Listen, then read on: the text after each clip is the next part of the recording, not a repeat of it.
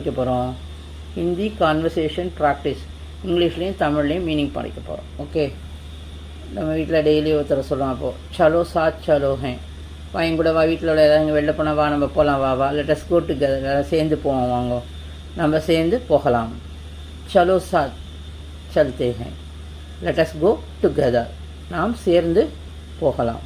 அடுத்தது மைம் ஆப்கோ வாத்மே கால் கருங்கா, நான் உங்களுக்கு பேசுகிறேன், ஏதாவது ஒருத்தர் பேசுகிறச்சு ஏதாவது சொன்னால் நான் உங்களுக்கு அப்புறமா நான் கால் பண்ணுறேன் அப்படின்னு சொல்லுவோம்ல, அதான் ஐ வில் கால் யூ லேட்டர், நான் உங்களை பிறகு அழைக்கிறேன். ஓகே, மைம் ஆப்கோ வாதுமே கால் கருங்கா, வாதுன்னு பிறகு, ஐ வில் கால் யூ லேட்டர், நான் உங்களை பிறகு அழைக்கிறேன், நான் உங்களை அப்புறம் அழைக்கிறேன். ஏதாவது ஒன்று பேசணும், முக்கியமான வேறு ஏதாவது பேசிகிட்டு போனால் நான் அப்புறம் உங்களை கூப்பிட்றேன் அப்படின்னு சொல்கிறோம் இல்லையா, அதுதான். ஓகே, அப்புறம் லாஸ்ட் ஒன் மைம் ஆப்கோ வாதுமே கால் கருங்கா, அதான் முடிஞ்சிச்சு. ஐ வில் கால் யூ லேட்டர், நான் உங்களை பிறகு அழைக்கிறேன். இதான் ஒன்றா நம்ம சொல்கிறோம் இல்லையா. சலோ சாத் சலோ, என் கூட லெட்டஸ் கோ டுகெதர். மைம் ஆப்கோ வாதுமே கால் கருங்கா, I will call you later, நான் உங்களை பிறகு அழைக்கிறேன். இதெல்லாம் ரொம்ப ரொம்ப சிம்பிள் சென்டென்ஸ். நீங்களாம் டெய்லி ப்ராக்டிஸ் பண்ணால் அதை பண்ணிகிட்டே இருக்கலாம். பண்ணுங்கள். என்ன பார்க்குறோம், தீரே போலியே கிருப்பாய, தயவுசெய்து கொஞ்சம் மெதுவாக, ரொம்ப யாராவது கத்தி பேசுனா என்ன சொல்லுவோம், கொஞ்சம் மெதுவாக பேசுங்க அப்படின்னு சொல்ல மாட்டோம்.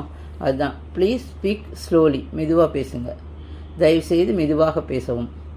தீரே போலியே கிருப்பாய கிருப்பாய, ஒரு பெரிய கூட்டத்தில் சொல்லுவோம், கத்தாதீங்கப்பா, சும்மா இருங்கப்பா அப்படிம்போம்ல, அதை தான் நம்ம தயவுசெய்து நம்ம கெஞ்சி கேட்குறோம் அவங்ககிட்ட, அப்பா நீ கத்தாதப்பா தயவுசெய்து அப்படிங்கிறோம்ல, அதுதான் please speak slowly.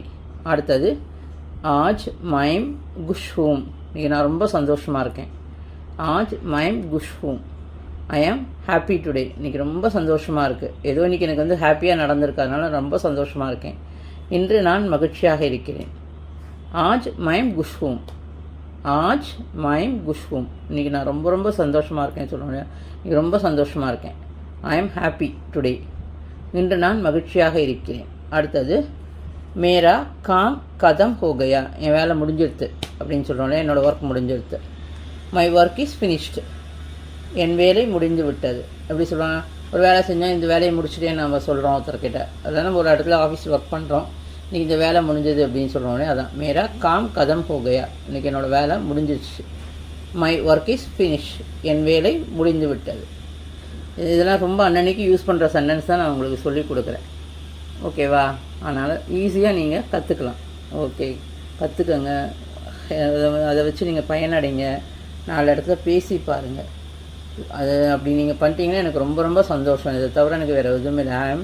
Aaj my குஷ்ஹூம், பகுத் குஷ்ஹூம், ரொம்ப ரொம்ப ஹாப்பியாக இருப்பேன். ஆஜ் மை குஷ்ஹூம். ஓகேவா, தன்யவாத் ஸ்டூடெண்ட்ஸ்.